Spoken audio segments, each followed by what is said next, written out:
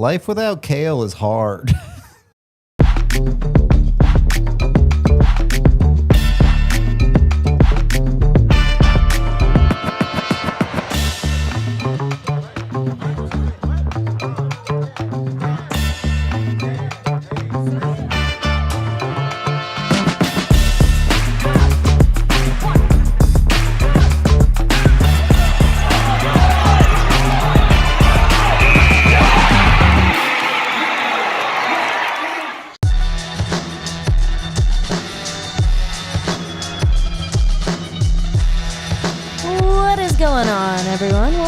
The DNVR Avalanche Podcast live from the Toyota Lounge and brought to you by Bet365. Got Rudo and Bailey coming at you from an Avs off day. No practice for the boys. Shocker. Yeah, crazy concept, right? As they get ready to travel to St. Louis to complete 3 more periods against the St. Louis Blues. Hopefully those 3 periods are better. Yeah, it's such a whiplash type experience when you get the game you did against Dallas. And I understand, yes, back-to-back situation, but you get the heavy shutdown game you did against Dallas, and then that all kind of falls apart. Yeah.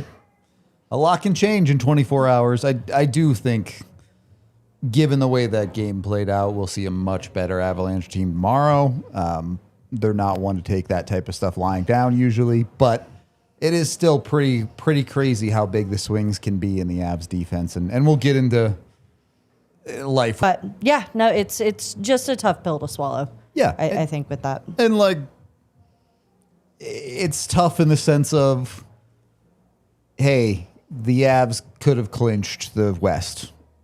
They're still very likely going to clinch the West, and we know Cale will be back and fine for the playoffs. So in the moment, it sucks. Long term, not that big of a deal. The Avs will be just fine. I have confidence they'll take care of business through the rest of the regular season, which is literally 1 win in the West, and unless Carolina wins out 2 wins to get the President's Trophy. So don't think this as we get into these topics today. It's really, for the playoffs, everything should be fine. Right. But I do think it'll be interesting to get into, who do you really find you can rely on in a situation like this? Before we get into all of that, something I wanted to bring up as far as maybe news-ish type things. I don't know if we've talked about this yet. There's been a coaching change. There sure in has. The league. Coach that Avs fans should be fairly familiar with, and Pete DeBoer. Yep. Going out to the East. Weird. At least caught me a little bit off guard with Patty Waugh being fired when he has. Similar situation that Vegas ran into, firing Bruce Cassidy, bringing on John Tortorella. Now you see the New York Islanders also in a playoff spot. Something wasn't working, and they, I guess, felt Pete DeBoer was the answer. Yeah, I don't know if I've ever seen an NHL season that's fired 2 head coaches in the last 10 games of the year, which is pretty crazy. In the Islanders case, I don't even know if it's as much about what Patrick Waugh was doing wasn't working as much as it was about Pete DeBoer put himself back on the market, and a coach of that caliber you don't mess around with. You go out and get it when you can. And as the conversation around it has been, supposedly there's a lot of term to this deal. Supposedly it's at least 4 more years for DeBoer in there. So I think this is less about we need to make the playoffs right now for New York as it is to this is going to be our guy for a while. Makes you think because he hasn't, at least in the last 10 years or 8 years or 7 of his coaching career, been a long tenured coach. Not really. He is a guy that you kind of he's got a very short shelf burn life. out for sure. Yeah. I agree. So that is a little bit interesting. With the gap between him and Waugh, I mean, I think Avs fans are pretty familiar with the struggles of Patrick Waugh as a head coach. He is a guy that, when the system he's playing works, when he has a great goalie, it can be very exciting, but at the NHL level, his system of counterattacking requires a very specific skill set to find success. And when it doesn't work, this is who Patrick Waugh is. The New York Islanders are a bubble team that looks like they're probably going to bubble in this year. But Patrick Waugh is really good at creating bubble teams in the NHL. And someone like Pete DeBoer has a very long record of success of getting teams into the playoffs and going on deep playoff runs. Now, I will say for the Avs, I'm very happy he's in the East. Don't have to deal with him at least until a Stanley Cup final. And if we get on that, knock on wood. The other side of Pete DeBoer, notoriously a great coach that cannot win the big one. Yeah. So something has to give if the Avs are facing Pete DeBoer in the Cup finals. Is that how they finally That might be what it takes. Pete DeBoer curse? No, it's just very interesting to me that with the kind of shelf life that the Islanders have had with their playoff success recently too. Makes you wonder what exactly it is. And this isn't taking away from Pete DeBoer as a coach. Obviously, very successful coach. Yeah, of course. In the teams that he has been with. He's done great things. Matt Duchene talked about it today and said we were keeping an eye on it. We were on the edges of our seat figuring out where he was going to go. Happy he's in the East, so we don't have to deal with him. But I do wonder what exactly the mindset is for a team like New York. You've got Sorokin, who how Pete DeBoer's dealing with his goaltending situation. I imagine that's going to be the harshest change for them. Patrick Waugh, a goalie, loves his goalies, always supports his goalies, does expect a lot out of them, but will always have their back. And Pete DeBoer lost his last job for throwing his goalie under the bus. Yeah. So I am curious how that changes a little bit. And as you already mentioned, there's always going to be an adjustment period when you're going from, I don't think Patrick Waugh is necessarily a player's coach or a guy that's easy to get along with, but he's certainly not as harsh on the players or as grindy as someone like a Pete DeBoer is. And you look at, I think, especially with the Islanders, the one thing that we know Patrick Waugh is great at is letting the offensive defenseman off the leash. He did it with Tyson Barrie here in Colorado. He had a lot of success with some other defensemen that you just let play free and they get the best out of them. Matthew Schaefer is having an unbelievably good year. And maybe Matthew Schaefer is just him and it won't matter who his head coach is. But I am really curious to see what Schaefer looks like under a different head coach in Pete DeBoer, who's maybe wanting a little bit more structure out of his defense, wanting a little bit more defensive reliability. Now, there's 5 games left in their season. I really don't think there's going to be a lot of structural changes this year for New York. This is kind of just go play hockey until you probably lose in the first round. But next year, I think it'll be really interesting to see where some of the guys like Schaefer and some of the other young talents they have in New York, as they kind of try to balance and figure out who they are as an organization. I'm not sure how that's going to play out with DeBoer. Yeah.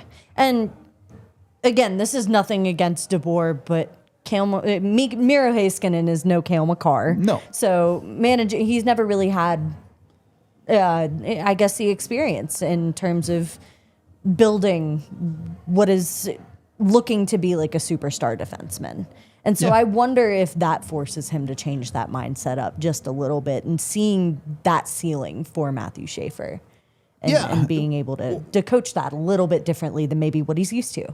And I think DeBoer somewhat molded Miro Heiskanen into what he is today as a great two-way guy. The defensive expectation is always there. And this is Matthew Schaefer's rookie year. I'm not going to sit here and tell you he's never going to be great on the defensive side of the puck. I don't know. He could well develop into a true superstar level guy on both ends. But I do wonder where the line is of getting Schaefer to a certain level defensively versus stunting his offensive ability. That we'll have to see if Pete DeBoer can balance that. He might be able to. And then he also might lose that locker room in 6 games. So I don't know the New York Islanders locker room well enough to know how they're going to react to those type of things. But it'll be interesting. I think it'll definitely a team that'll be fun to watch next year just to see what happens. Yeah. Again, that's the struggle that you run, or the risk you run with bringing somebody in this late and making that kind of change this close to the playoffs. Toyota chat with a, I don't know if it's a question, a meme, or something in between, but talking about 2027 as Patrick Waugh as the Avs power play coach. It's something I've been asked a bit about multiple times, and I do not see it as a reality of Patrick Waugh coming back to Colorado. No. It didn't seem like it ended on the best of terms. It did not. And, I think they're still on good terms, like between Sakic and him and all of that. But I think we've pretty consistently seen Patrick Waugh does not want to be an assistant coach in the NHL. He would rather go coach in the QMJHL or go do whatever else that he's doing in his life, if it's not at least a head coaching role for him. And I don't know that the Avs have any interest in adding coaches. No. Like, not at this point in the season. We don't need to rehash the they should fire Hackstall conversation. No. If they're not willing to fire him when the power play was at its worst, how are you going to make room for another coach now? Took the words right out of my mouth. Yeah. If you're not going to make that kind of change when you're at rock bottom and now you're at a point where you're not at rock bottom and you're at least treading water, if not doing way better, which with the point the Avs are at right now, like you're still first in the league. Like there's not a whole lot of worry there. I don't think that's anywhere close to high on their priority list. Does make you wonder though, with the mindset that Patrick Waugh has, is his time in the NHL up?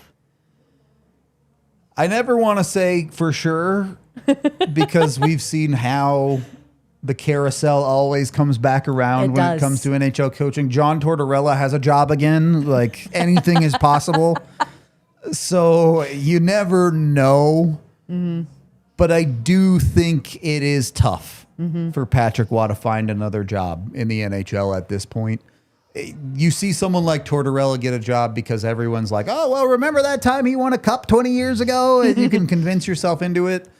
Unfortunately, Patrick Waugh has had virtually no meaningful success in the NHL as a head coach. Yes, he's been to the playoffs a few times, but he's never really made a dent.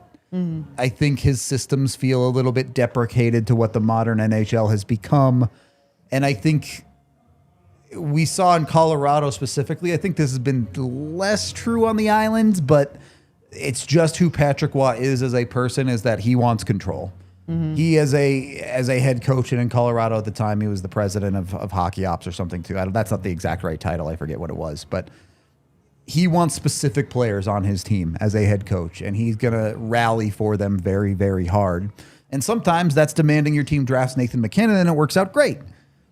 Other times it's calling Nick Holden your best defenseman on a team with Eric Johnson on it and Tyson Barrie on it, and you're thinking, this doesn't make any sense. Yeah. So I do think there is always a bit of a personality situation and a power struggle situation that comes with Patrick Waugh as a head coach that makes it hard for NHL front offices to really want to commit to that. I think there's a very fine line when it comes to unique personalities with head coaches in the NHL. You mentioned John Tortorella, and there have been a lot of players since he's been rehired with the Vegas Golden Knights that have come out and said, like Eric Johnson specifically, saying he loved his time under John Tortorella. He's got a very unique way of talking to his players, very unique way of talking to the media, and that mindset really, I guess, builds for great hockey culture, I guess, as far as a locker room and the product you're putting on the ice. It's interesting. Big E, when he was here, would always talk great about Tortorella too, loved him. And there are people that respond differently, right?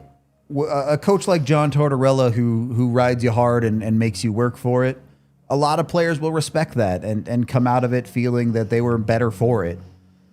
But specifically with Tortorella in Vegas, we know Mitch Marner's not that guy. We know Mitch Marner does not like that Careful type of coaching. what you say. They just got eliminated, or the Toronto Maple Leafs just got eliminated from the playoffs. We're going to bring the slander in for Mitch Marner.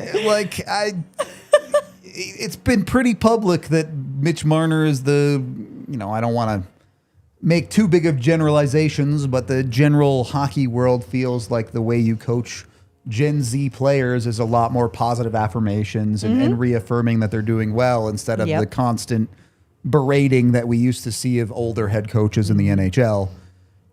It just seems like a tough fit. Crazy concepts. I had no clue.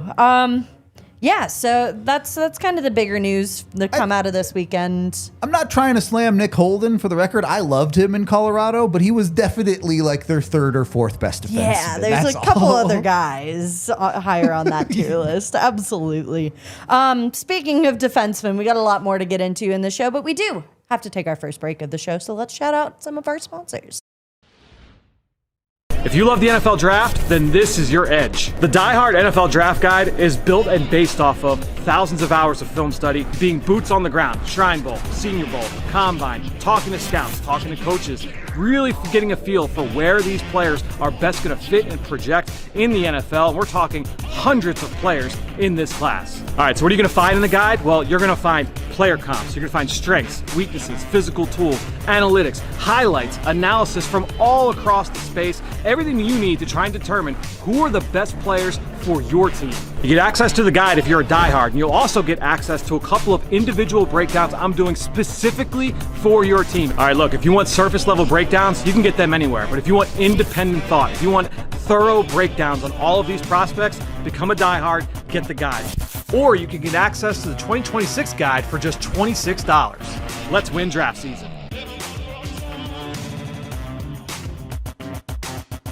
If you need food while you're brushing up on the draft guide, you're going to want to hit up Kona Grill. You can stop in at their Cherry Creek location or at any of their other 22 locations across the U.S. You can get their $6 Kona bar burger. It's available all day, every day at the bar, and it's a better deal than fast food for high-quality experiences. They also do happy hour for $3, $6, and $9 from 2 to 6 p.m. They have great bites like the chicken satay, the ribeye meatballs, crafted margaritas, and they even do sushi. You can get a taste of the Kona menu with a $39 3-course meal that includes appetizer, dinner, and dessert, and even comes with a glass of wine or bubbles. So it's a great deal any day, 3 p.m. to close. They also do exclusive ALLCITY online ordering with Kona Grill. You can buy one, get one of the steakhouse burger with code ALLCITY26. Let's go to order online on KonaGrill.com and use code ALLCITY26 to get a fantastic deal. Good for delivery, takeout, or curbside pickup. Whatever you're looking for when it comes to food, get with Kona Grill. And we're back here at the DNVR Avalanche Podcast, brought to you by Bet365. Like I said, we talked a little bit about defensemen, a little bit. Yep. Certain defensemen, as we all know, has been missing from the... Just some guy. Yeah, just a random guy. Where's number 8? Kalian had to go back up to the mothership for a little while. Couldn't handle Earth air, I guess, as well as maybe... He has been the last couple games. Cale Makar obviously been out due to injury. No rush on getting him back as the Avs attempt to get to the top of the mountain for the regular season. Couple guys in the meantime have had to kind of hold down the fort. Yeah. Main guy, I don't know where exactly you want to start off with this, but we talk about Sam Malinsky being the dollar store version or Five Below version of Cale Makar with some of his tendencies. And we've seen Bednar talk a lot about what he brings to the table with Cale Makar on the ice. But what about what he does when Cale Makar's not on the ice? Yeah, it's an interesting spot. I think we can kind of touch on all of the Avs defensemen with Cale Makar out because there are interesting spots on all of them. For Malinsky's case... I think we found out 2 things are true. One, Malinsky's offensive capabilities are legitimate. Mm-hmm. This guy is going to be solid in the offensive zone for the foreseeable future for you. You have him locked up on that contract. I think you can trust him as an offensive defenseman on your middle pairing going forward indefinitely. Play him on the power play, please. Yeah. But I think that side of it is really encouraging. And his possession numbers with Makar out of the lineup are actually very, very good. Mm-hmm. The other side of it with Malinsky is, while his offense is solid, and he's had a year that is very, very stable defensively in the correct role, we found out the hard way that the defensive side of the puck is maybe not ready for a top pairing role, or maybe not ready is the right word. That's just not who he is, which is not unexpected. But with Makar out of the lineup, they said, hey, we're going to try this with Malinsky on the top pair or whatever you want to call it. I know they're a little bit blended. And the defensive side just kind of, I don't want to say the wheels came off. It just wasn't where it needed to be defensively in 2 of these 3 games. Mm-hmm. And again, this isn't really a knock on Malinsky. This is just hey, the Avs are experimenting in this portion of the season. We're trying guys in places, and you found the hard ceiling to Malinsky's defense. Yeah, and that's not to say that he's not capable, too. I think there's a very high ceiling for a guy like Sam Malinsky in the defensive zone. We've seen spurts of it. I think when Gabe Landeskog kind of started to go down, we saw a little bit of an emergence of that, which gives me that hope. Yep. That maybe that's not what we're seeing right now. And maybe you get a little complacent when you're playing next to a guy like Devon Toews. There's a whole team of complacency going on at times right now, given the point in the season there is. This is very true.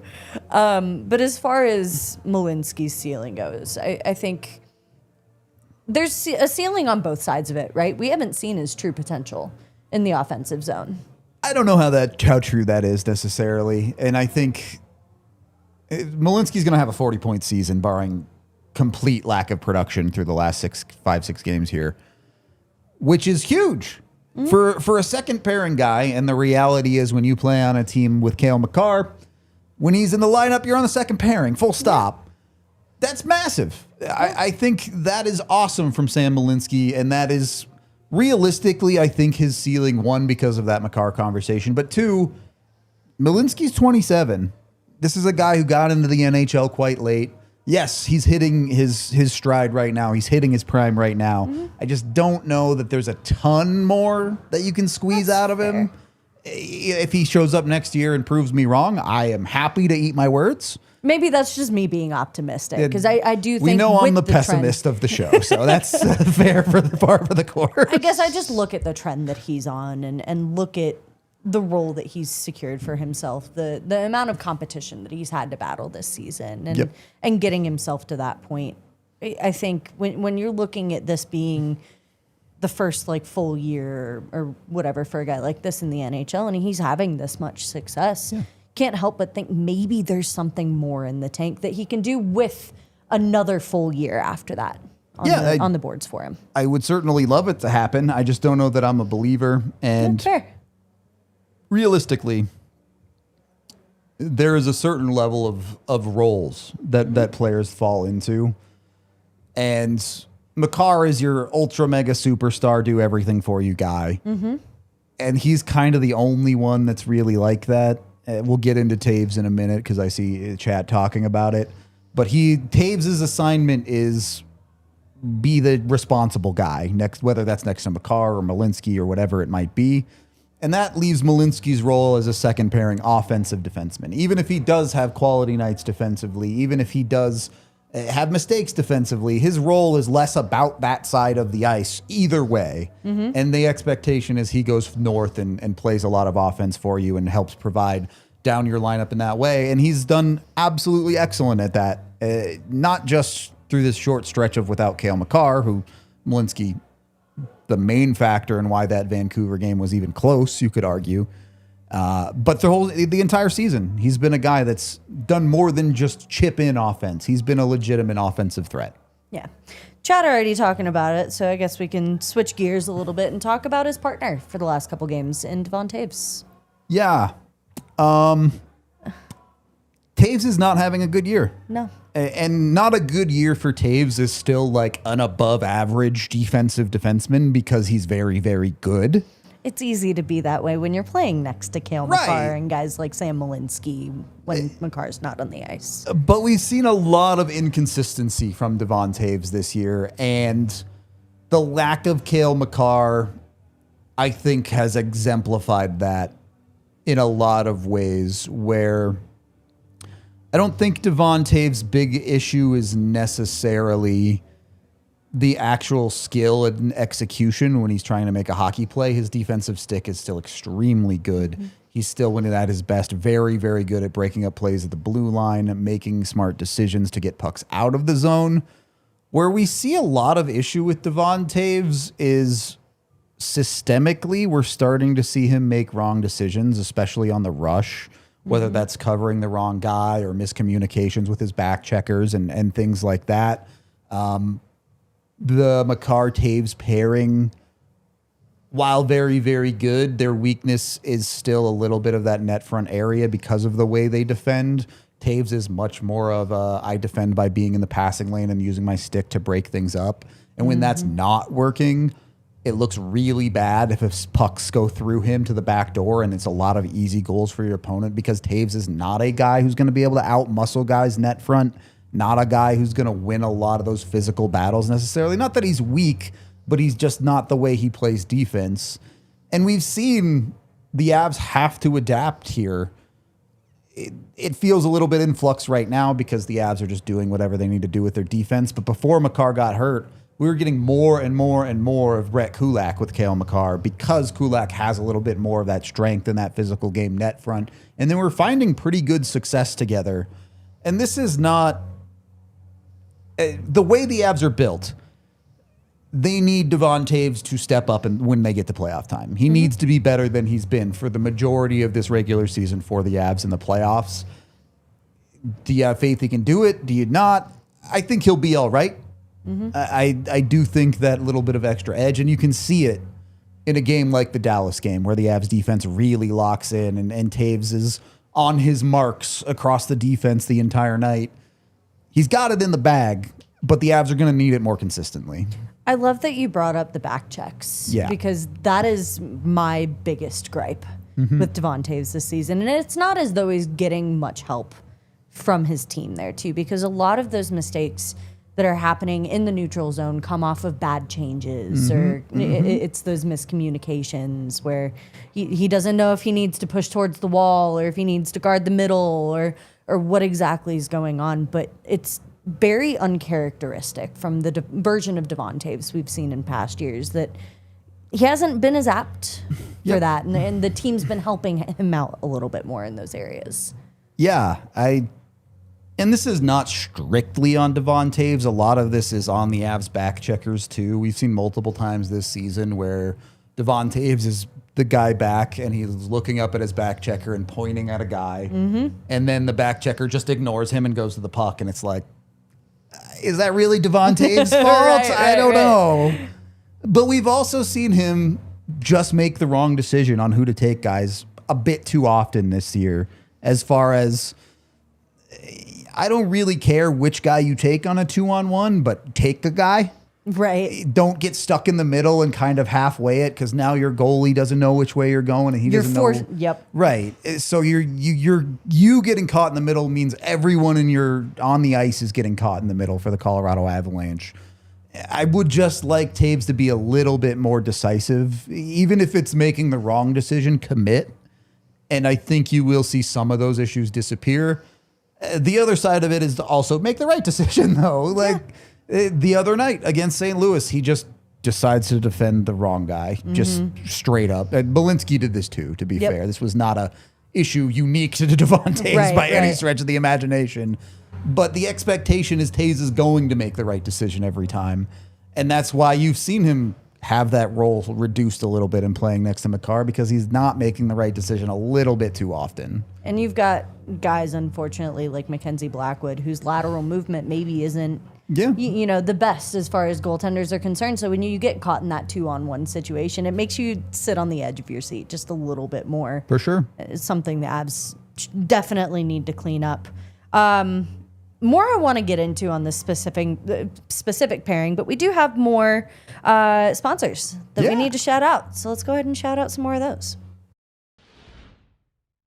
At Common Spirit Health, they're more than just hospitals and clinics. They're a team of passionate and expert caregivers dedicated to your well-being, woven into the very fabric of your community. From preventative care to advanced surgical solutions, their skilled physicians and caring staff are here for you. Whatever it is you need, they offer personalized treatment tailored to your unique needs. You can expect a blend of cutting-edge technology with commitment to human kindness at their 20 hospitals and 240 clinics and care sites right here in Colorado. Whether it's a routine checkup, managing a chronic condition, or responding to an emergency, you can trust Common Spirit to deliver exceptional care close to home. Experience the difference compassion makes. Find a Common Spirit location near you and discover a new standard of health and healing by visiting mountain.commonspirit.org. Common Spirit, of course, is a healthcare partner of the Denver Broncos. And once you're taking care of your health, you got to treat yourself with some Raising Cane's. You can get their craveable box combo. Make your chicken finger dreams come true at Raising Cane's, where every box combo is filled with craveable, hand-battered, and cooked-to-order chicken fingers. Every crinkle-cut fry comes from a grade A premium potato, and every thick sliced Texas toast is lightly brushed with Cane's garlic butter, blend and grilled on the griddle to golden brown perfection. Most importantly, though, where is the sauce? Secret recipe from Cane's is the good stuff. If you've never had it, I don't even know what to tell you. You have to try Cane's secret sauce. It's made in restaurant every single day. Get your box combo today and make your craveable dreams a reality with Raising Cane's. Whether you're on the go or you want to stop in, you cannot go wrong with Raising Cane's. Raising Cane's chicken fingers, one love. And we're back here at the DNVR Avalanche Podcast, brought to you by Bet365. Back to Malinsky and Toews. Yeah. Which I think has been a really interesting anecdote to come out of Cale Makar not being in these games, or even with Cale Makar in games. You see this pairing in particular being one of the best night in and night out for the Avs. Great possession numbers. Yes, they make mistakes. Yes, those are fairly evident when they're making the really big one. Yep. But as far as, creating offense and playing defense the right way in front of the net, as Devon Toews is known for being able to do on a fairly consistent basis, this pair in particular has been amazing to watch the last few games. Yeah, it's kind of the classic Avs problem, right? I don't think anyone on their defense is consistently bad. It's just that they make the big mistake, and then they regularly go and dominate the puck on the other end of the ice. Mm-hmm. And that is an interesting situation right now. One, because you expect that to be locked up and locked in a little bit more when it comes to the playoffs. If it's not, it's a big problem.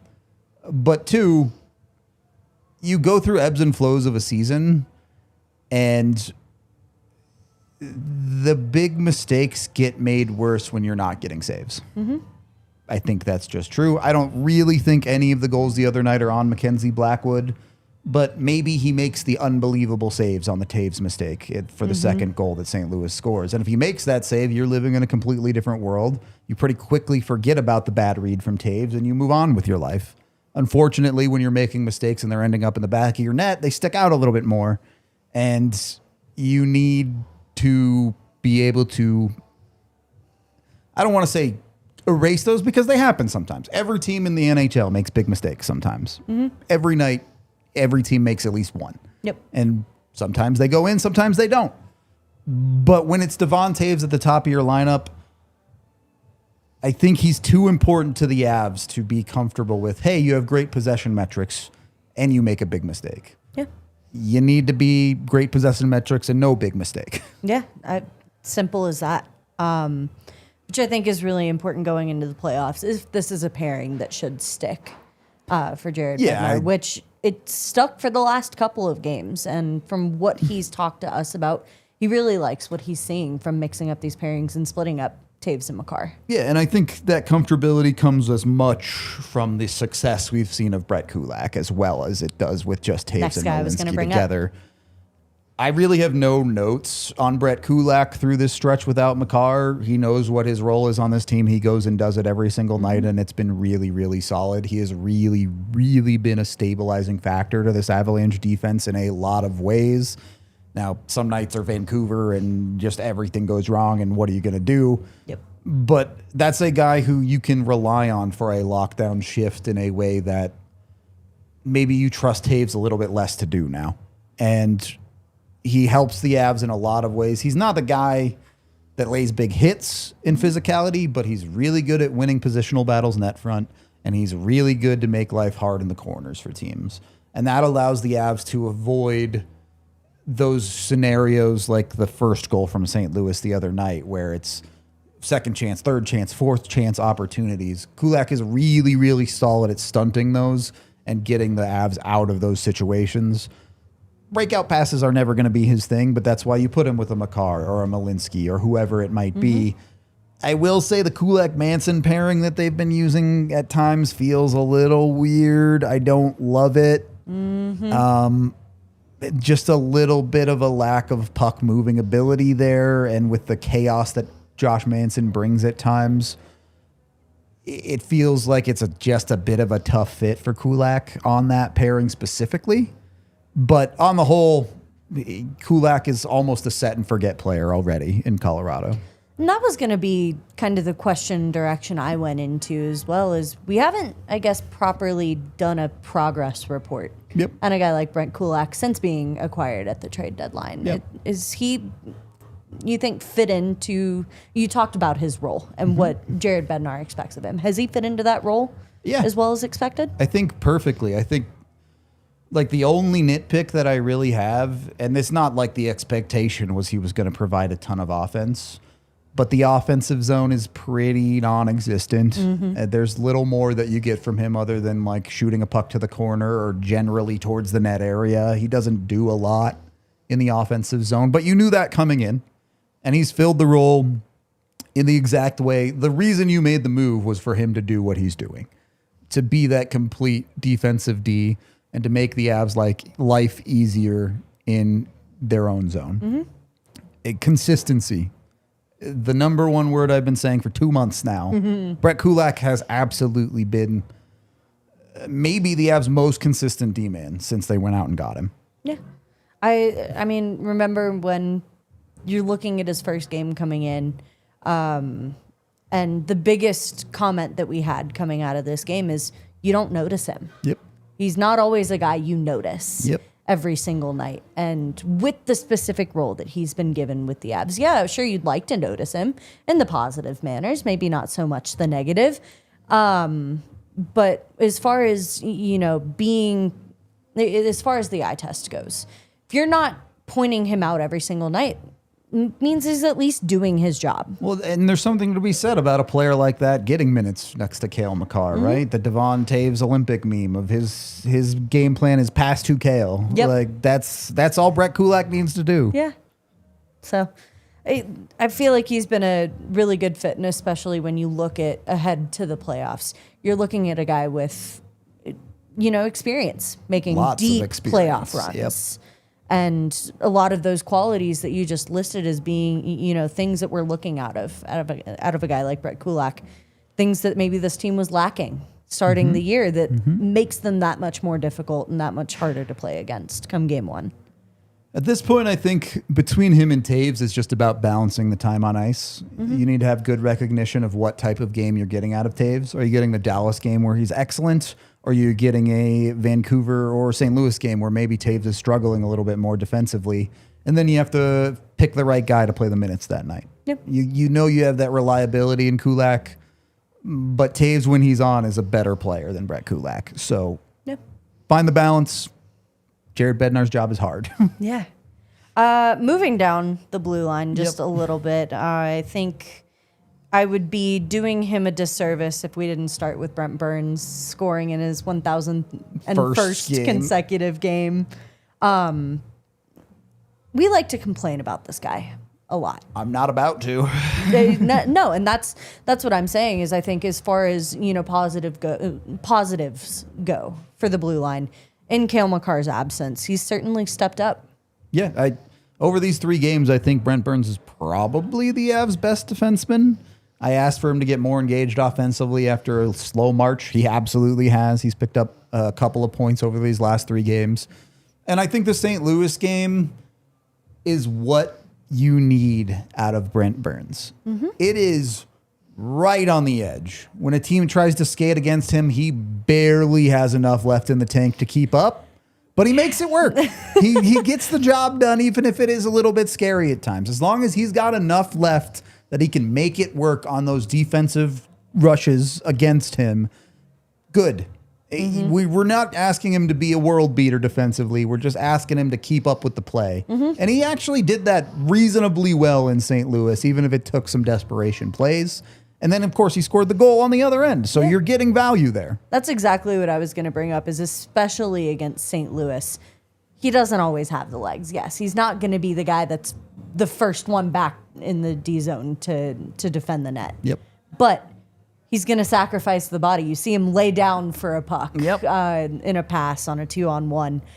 situation. You see him going and diving into the corners and making those putting himself in those important board battles, putting himself in those situations where he's creating good breakouts. And that's what you need to see from Brent Burns. When you see a lot of the offensive generation that he brings on any given night. That's the part that lacks. And I feel like he's been much more disciplined on that side of things, especially last night, especially against St. Louis. But the 2 games before that, too, I'm certainly not disappointed with. Yeah, no, and we've kind of talked about this. We've seen the ups and the downs with Brent Burns this season. The downs are really bad.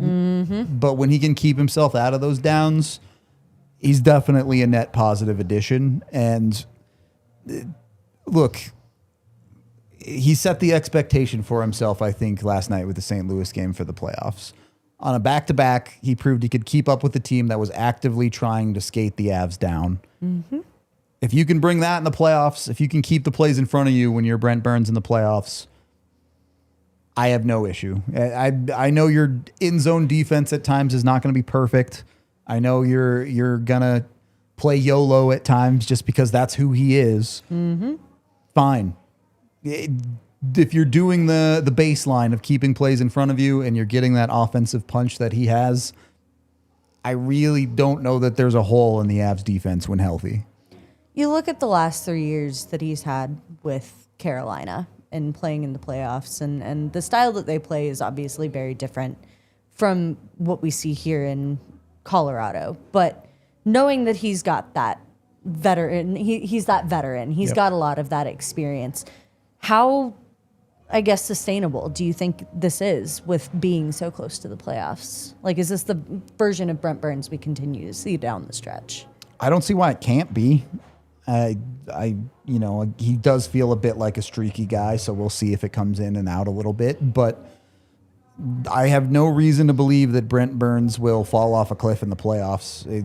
Again, we're 70 games into the season, and he's found that upswing again into his game. So it's Took that long, but well, sure, but also you worry about those old guys. Are they going to run out of gas when the season's too long? Does the body start to fail them? And that certainly doesn't seem to be the case here with Brent Burns. It seems like he's got the legs to do what he has to. Again, I think the margin is pretty thin for him defensively. It's right on the edge against those teams that try to skate wide on him, but it's there. Yeah. So if he can hold that level, I think it does become a little bit easier in the playoffs too, because it's harder to play that high pace skating game. You're going to get a lot more grindy. You're going to slow things down a lot more, which should hopefully help Burns have an easier time on the defensive side as far as keeping plays in front of him. Is it going to be perfect every game in the playoffs? No, I think you're going to see him make some mistakes, but on the whole, I think he can hold it together. Yeah. And then you talk about his defensive partner for most of this season. Yeah. And Josh Manson. Yeah. And you talk about the heavy hitter, the guy who players should be scared to drop the gloves with, the player who you look at playoffs and you're like, this is one of the guys who's going to benefit us most because he can play that way. Yep. It is 100% fair to say that Josh Manson has had a discipline problem post-Olympic break. He takes way too many penalties. But then you'll see the Dallas game where the refs put the whistles away a little bit, and all of a sudden Josh Manson game just comes to life, where he's given a little bit more freedom to maybe get a stick in where he shouldn't, or get a shot in where he wouldn't in the middle of the regular season because of the way they're calling it. And we already know Josh Manson's game elevates in the playoffs. It has every single playoffs he's been in them for Colorado. I do think part of that is the way the game gets called with the whistles. There's a bigger conversation there about it's really games 5, 6, and 7 where refs put the whistles away as opposed to games 1, 2, 3, and 4, especially in the earlier rounds. Yep. But I do think Josh Manson also gets a little bit more respect from the refs for who he is once he gets into the playoffs. Maybe he gets away with a little bit more the way we see guys like Jamie Benn get away with stuff too. All of this to say I'm not worried about Josh Manson. For the playoffs, I know what we're going to get. He'll be rock solid. You trust him. Yeah. Would love for him to stop taking penalties in the third period, though. That would be cool.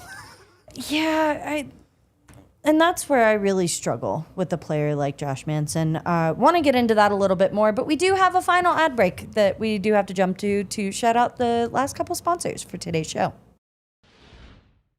Our presenting sponsor for the show is Bet365, and they're an official partner of the Colorado Avalanche. They do all sorts of great deals, whether it's the NHL early payout. If you pick a team to win and they go up by 3 goals, you get paid out immediately, so you don't have to worry about comebacks, and you can get your money quicker when it comes to Bet365. You can go sign up right now and use code DNVR365, put $10 in your account and bet it on anything. Win or lose that bet, you get $365 in bonus bets with just $10 in a new account with the DNVR365 code. Of course, they have tons of other great bonus bets and profit boosts.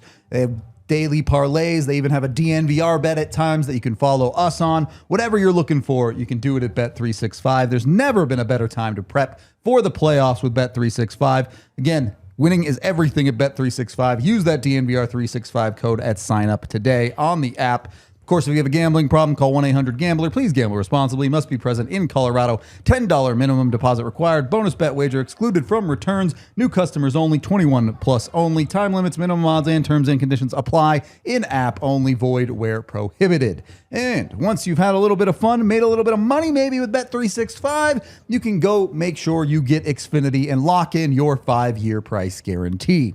What if you could have a reliable, intelligent Wi-Fi, and what if you could keep it at the same price for 5 years? That's what the Xfinity 5-year price guarantee is. Imagine Wi-Fi that makes everything in your home work together, that finds and fixes problems before you even notice them, like a super intelligent Wi-Fi with 6th sense. And most importantly, it lets you stream the game even when the whole family is online. All your devices working in perfect harmony for 5 whole years. And here's the best part. No annual contracts, no hidden fees, and Xfinity's best equipment included. Take it from me. A lot can change in 5 years. Championships are won, records are broken, dreams grow bigger, but your Wi-Fi, it should stay reliable and the price should stay put. Lock in your price and unlock the possibilities with Xfinity. Learn more at Xfinity.com. Xfinity, imagine that. Of course, select plans only and restrictions apply. Final segment of the DNVR Avalanche podcast brought to you by Bet365. Continuing that conversation on Josh Manson. And I don't think this just applies to Josh Manson, but since the Olympic break, really bad discipline from a lot of the team. Yes, of course, spearheaded by Josh Manson. He's the one with the microscope on him as far as the entirety of the team goes. But it seems like not just a Josh Manson issue at the moment. I mean, I think it's 2 things. I think one, significant complacency from the Avs, like we've talked about. Turns out when you try to coast through games, you fall behind the play and you throw your stick out there and you hook, you slash, you grab. Break a stick in half and give Landeskog's case. There have been a lot of questionable calls, too. That is a good point. This is true. But yeah, I think a lot of it comes from an Avs team that felt comfortable knowing they took care of business. They put themselves in a spot to win. And we saw when Dallas got close out of the Olympic break and it was like, oh man, are the Avs going to blow this? They locked in. They won a bunch of games. They stopped taking as many penalties and they took care of it. Yep. So I do think that is part of it. And I think the other side of it is they're prepping for the playoffs. They're prepping for playoff style hockey. And I'm not saying these are playoff atmospheres because these calls are getting made. We saw the second the Avs realized the whistles were away in the Dallas game, the Avs were like hungry beasts, sticks getting whacked onto people. Every play you're pulling on a guy.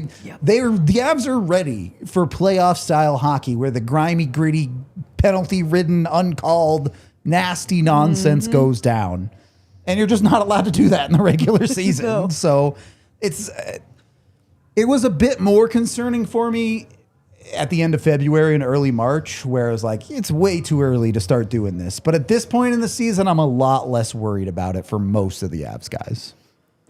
As far as Josh Manson goes, though, you know the version of him you're going to get coming playoffs. Yeah. This version of him does not change with Cale Makar out of the lineup, it does though. Not. Yeah. And I think that's what makes me love a guy like Josh Manson even more. At least what you're getting out of him is you talk about that consistency being your favorite word the last couple of weeks. And Josh Manson, even with getting penalties called, like he embodies the word consistency. He's absolutely consistent. Fortunate or unfortunate. Consistently a little chaotic for my liking, but it is consistent. I cannot deny. You know what you're getting out of Josh Manson, and that's a wild man every single game.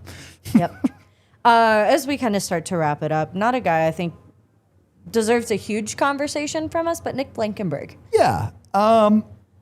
Pretty clearly a hard 7. I don't think he even put himself in the conversation for really getting into games unless someone is injured and out of the lineup. But over the last couple of games, I do think it's gotten better. I think he's started to get a little bit more comfortable in the Avs systems. You saw a little bit of that offensive pop start to show up for him. And obviously, Bednar is heavily limiting his minutes, so how much can you actually get out of a guy? Fair enough. But after the first couple of games where he just looked completely lost in the defensive zone, he at least looked functional over these last few games where he's like 5'7". Mm-hmm. He's never going to outmuscle a guy, and if you put him in that situation, he's going to lose. But you've seen him at least, be able to keep guys in front of him, maybe make a good stick play here and there, and hold it together in the defensive zone to where, while he's still a 7, I think you've seen enough that you don't feel terrified to put him in the lineup if you have to. Yeah. I got a weird text the other day, and I wanted to get your opinion on this, because we're watching Blankenburg last night, and of course there's a couple defensive mistakes, in the neutral zone, defending the puck on the offensive blue line that make you wonder a little bit about him. Obviously, again, clear 7th defenseman. Yeah. But I got a text the other day that was like, am I crazy for thinking that Jack Ashawn might be a better 7th defenseman for the Colorado Avalanche? I mean, I think they're basically the same guy. Maybe Ashawn, you can say, hey, he should be more familiar with the Avs systems and a little bit more comfortable in that regard. Nick Blankenburg also has a significantly better NHL track record. Yeah. That's how I felt about it. I don't, if you want to play one over the other, I don't really have an issue. Mm-hmm. I'd be fine with it. Ideally, just no one get hurt on the Avs and they play the other 6 guys. Right. So, like the best case scenario is that you don't have to see either of them on the ice, unfortunately. And that's not to say that they're not capable players. And I think the issue is less play one or the other. You can't play them both. Mm-hmm. Which is where the Avs get into an interesting conversation of if one of those is the 7, who's the 8? And now, if the Avs lose 2 defensemen, they've got bigger problems to worry about. But if you do have to end up playing an 8th guy, is it really Keaton Middleton? Like, right. What options do you really have? I feel like that experiment's there? A little over for me personally. Not that I don't love what Keaton Middleton can do. You're playing a bottom pairing of Keaton Middleton and Nick Blankenburg. They're playing 4 minutes that game. Yeah. You already know. Like, you're basically just running 4 defensemen. It's just a tough spot. Yeah, Cale Makar's already played close to 30 minutes in at least one game this season. Rather not run him ragged for the rest of it. No, I wholeheartedly agree. And again, best case scenario is that you're letting Cale Makar rest up to the point where he can get back into the season to end off the regular season. He's 100% or at least as close to 100% as possible. So Nick Blankenburg, and this is not even a conversation to be had. Yep. The Avs made their decision. Right, they could have clinched yesterday, and yes, you can absolutely make the argument play better, and they would have clinched. Fair, but you also look at their lineup. They're keeping Nick Waugh out. They're keeping Cale Makar out. They scratched Shushkin 10 minutes before the game. They've chosen rest. Mm-hmm. They've said, "Hey, we can rest all of our guys, and we believe we will go at least 1-5 in the last 6 games, or Dallas will lose a game. Yep. And they'll be just fine. They're going to clinch the West. If you want to get into the Carolina conversation, fine. They should probably win the President's Trophy anyway. The magic number right now for that is 5. Mm-hmm. And that's could change very, very quickly to 2, depending on tiebreaker stuff with Carolina. I think they're just not worried about getting there on those things. They're confident they'll be able to do that, and they've designated that rest is more important and being 100% for the playoffs is more important than trying to run the table down the end of the season. Now, is it particularly fun to watch? No. But I think it's probably the right decision if your goal is the big thing at the end. Yep. in order to get to the big thing at the end, means getting through round one. Yep. Figured we'd kind of end things off here, at least wind things down with a little bit of a check-in on the wild card race. Yep. Utah Mammoth currently sitting in that first wild card spot. They pretty much got it locked up at this point. But as far as that second one goes, still a very, very tight race. Yeah. The Nashville Predators have it via a tiebreaker. Yep. Less to overtime losses than the Los Angeles Kings, both sit at 81 points. The San Jose Sharks not far behind. You got 2 points separating them and both the Predators and the Kings at 79. St. Louis and Winnipeg at 78. Yep. And I think realistically at this point, I think it would be very tough for St. Louis and Winnipeg. Someone would have to throw to really give them an opportunity to get in. LA would have to win outright. They have the tiebreakers against nobody. They're last in regulation wins of any team anywhere. They might be. All right, Vancouver has less regulation wins, and that might be the only team. Yeah, the worst team in the NHL is the only team with less regulation wins than the LA Kings, who are almost in a playoff spot. That's outrageous. And I feel weird saying almost because they are right there. Yep.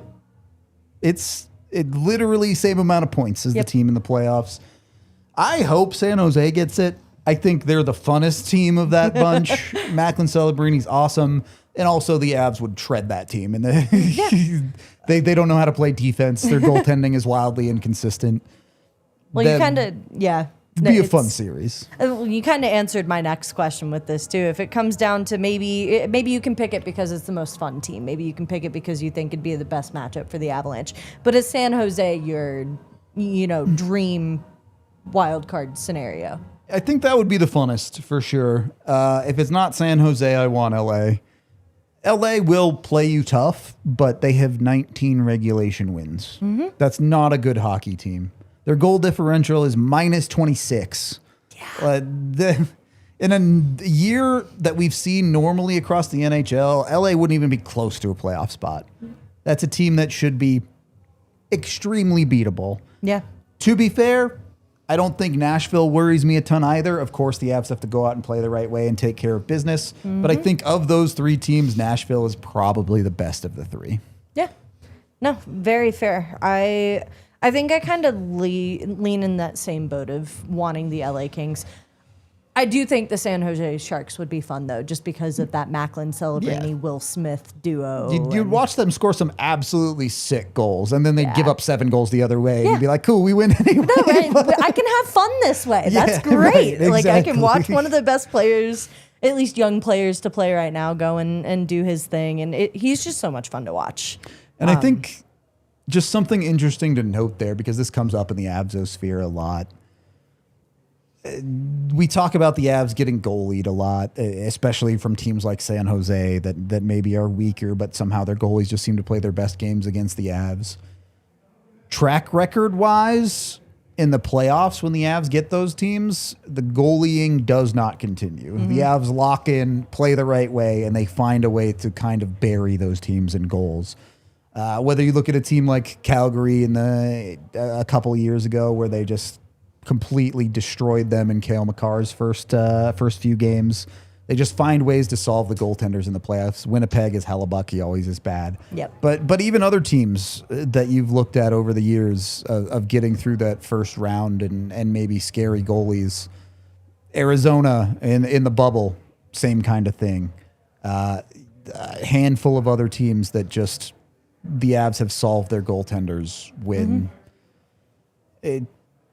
A 7-game series is different than a 1 game in the regular season, is the point that I'm trying to make.